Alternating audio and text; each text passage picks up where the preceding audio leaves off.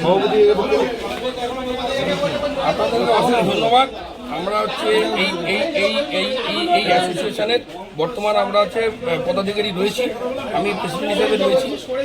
আপনাদেরকে অসংখ্য ধন্যবাদ আপনারা দিয়েছেন। আমাদের বক্তব্য হচ্ছে যে বর্তমান এই প্রেক্ষাপটে দাঁড়িয়ে আমাদের যে রেজিস্টার যে 170 জন বা 72 জন যে লোক রয়েছে তাদের নিয়ে আমরা আবার মিটিং ডাকবো, আপনাদের গাইডলাইন নেবো, নিয়ে আপনারা যেমন বলবেন, আপনারা যদি মনে করেন আমাদের রাখবেন আমরা আসবো, আর যদি মনে করেন যে না আমাদের সাহায্য দরকার আমরা 100% সাহায্য করবো। আপনারা যদি মনে করেন নিজেরা কমিটি আপনাদের গাইডলাইন অনুযায়ী সেভাবে আমরা চালাবো, আমরা চাইবো আপনাদের সহযোগিতা নিয়ে সবাইকে নিয়ে সুষ্ঠুভাবে যাতে চলে।